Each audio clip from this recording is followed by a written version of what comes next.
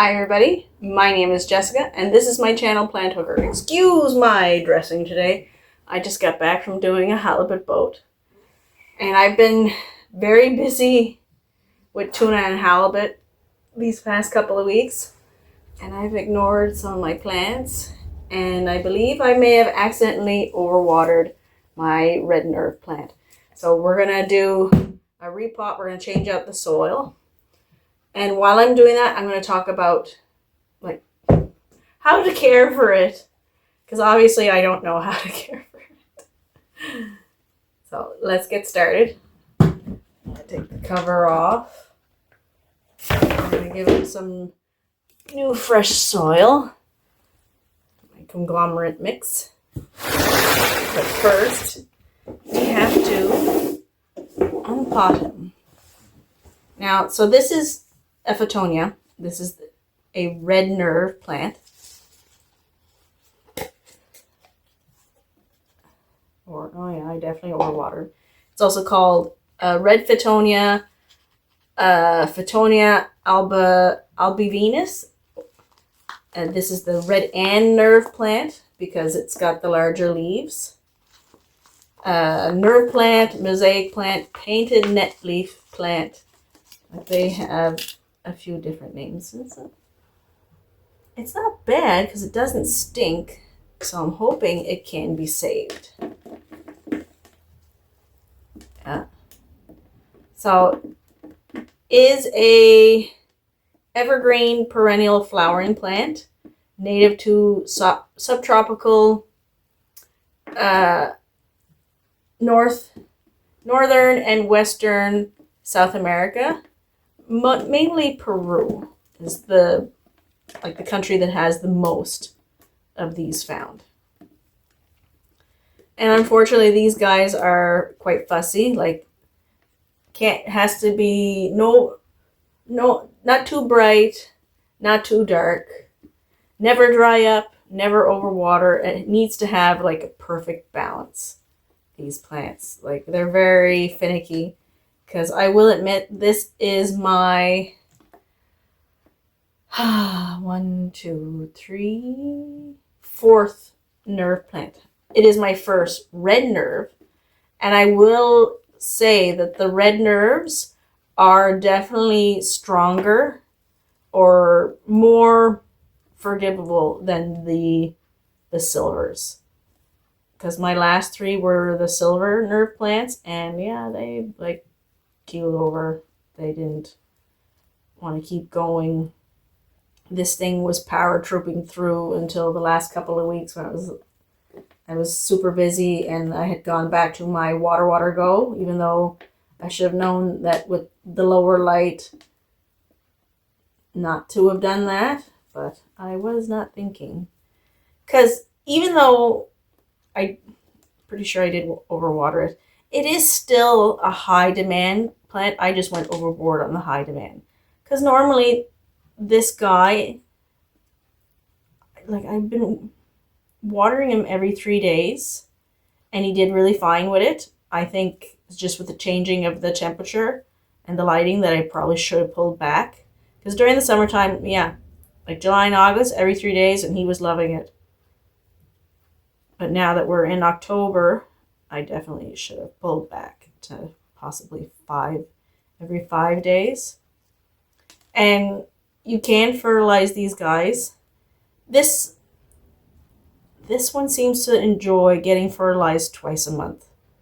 And you can use the all-purpose or the fertilizer that's strictly for green plants. Yeah. And is definitely a high humidity plant. And I missed him every 5 days. But I had gotten him back in January, so it's been almost a year since I owned him. And in January and February, when I had my heat going, and January I did have the wood stove going, and I ran out of wood halfway through February. And then I was misting him every 2 days, just to keep him good. Don't clean the leaves. If you try to clean the leaves, they throw a hissy fit. Because I have tried clean. My first nerve plant, I learned not to clean them. I didn't clean them at all. And then, so the last two silver nerves, I never cleaned them. And I didn't realize that the same can be said for the red nerve.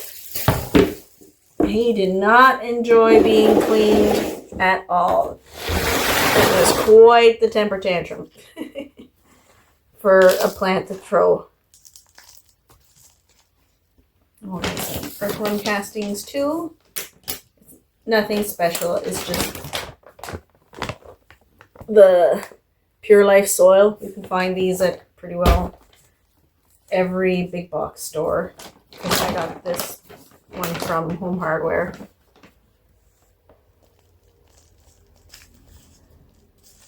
Now, when it comes to ideal temperatures for this guy, they enjoy between 18 and 25 degrees Celsius, which is, I believe, 64 to 77 degrees Fahrenheit, I think. Pretty sure. Yeah. And if you're in a hardiness zone 10 or higher, he can go outside year round. But because I'm in a 5A, 5B, he can only go outside between July and August. That's the only time that this guy will enjoy Cape Breton summers. Let's see.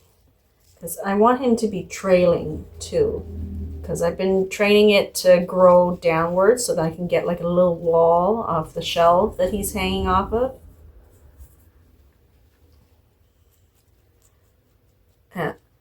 But however, if you happen to lose power and it gets super duper cold in your house, do not fret. They have been known to survive very short periods of -1 degrees Celsius and come out fine. So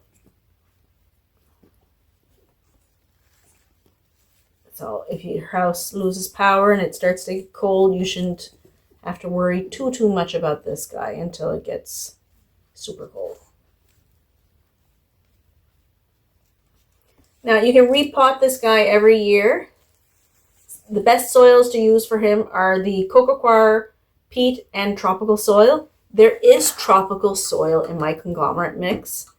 This is a mixture of tropical, orchid bark, perlite, and I can't remember if there is a little bit of all-purpose in here or not. I'm not 100% sure. But it's pretty sure it was tropical soil that my conglomerate mix is made out of. Yeah. So, should be fine. And the best thing about these guys is, I know, he looks so pitiful. I'm so sorry that I couldn't show you a nicer plant, but still these leaves are really nice. They're a little bit faded, so definitely an overwatering issue. Yeah. Where was it? Oh yes, the best thing about these guys is all nerve plants, all Phottonias, are non-toxic to cats and dogs and yourself. So you don't have to worry anything about these guys. Oh, my bird clock. And so far, I've yet to deal with too much pest on these guys.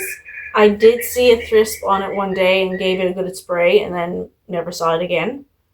But they can be played with also mealybugs and spider mites. Yeah. Now, they do tend to not be big prolific growers. Like they can get to be as high as 5 centimeters to 50 centimeters, which is about 2 inches to 20 inches, I believe. But they have a nice spread of 10 centimeters to 50 centimeters, which is 4 inches to 20 inches.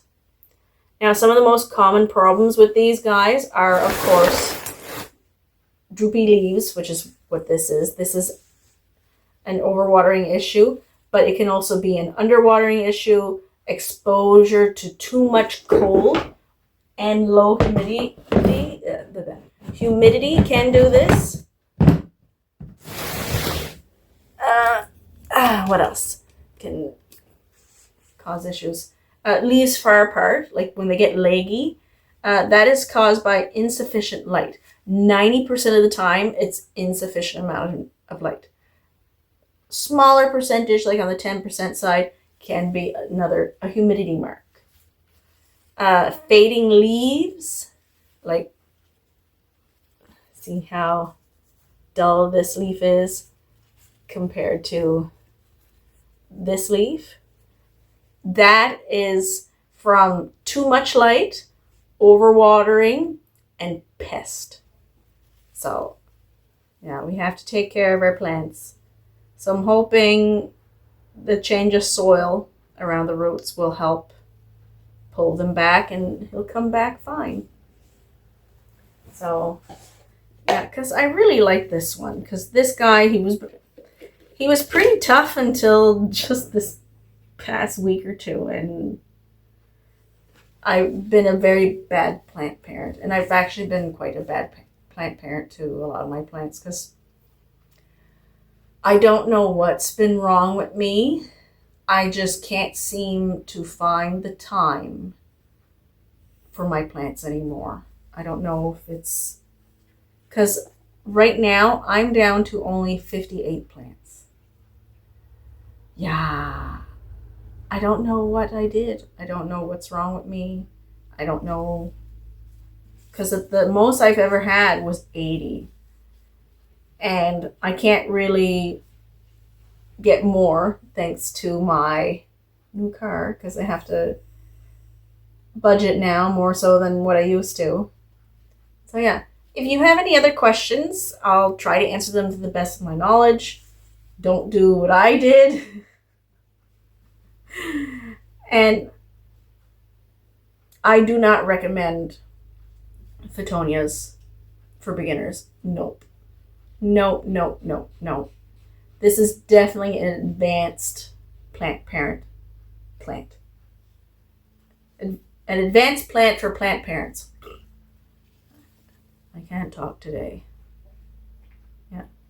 So if you like the video, give me a thumbs up. If you didn't like the video, you can always give me a thumbs down. Everybody has a right to their opinion. But if you do like the video, subscribe. And as always, live long. Oh, my hands are dirty. Plant on.